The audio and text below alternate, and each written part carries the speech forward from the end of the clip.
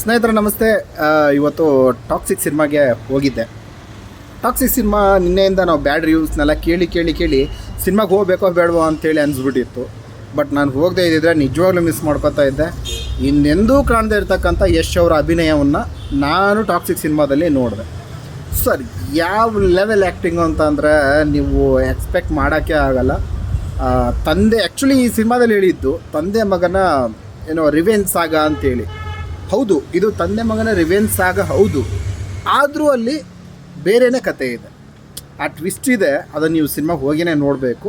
ಹಾಗೆ ಬರೀ ಬರೀ ಅದೇ ಇಲ್ಲ, ಆಮೇಲೆ ಬರೀ ಅಡಲ್ಟ್ ಸೀನ್ಗಳಿದ್ದಾವೆ ಅಂತ ಎಷ್ಟೋ ಜನ ನಿನ್ನೆಯಿಂದ ರಿವ್ಯೂಸನ್ನು ಕೆಲವು ನೋಡಿದಾಗ ಹೇಳಿದರು.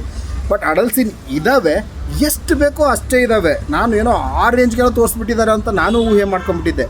ನಿಜವಾಗ್ಲೂ ಆ ಲೆವೆಲ್ಗೆಲ್ಲ ಏನೂ ಇಲ್ಲ. ಅಡಲ್ಟ್ ನೀವು ಫ್ಯಾಮಿಲಿ ಸಮೇತ ಹೋಗಿ ಕೂತ್ಕೊಂಡು ನೋಡ್ಬೋದು.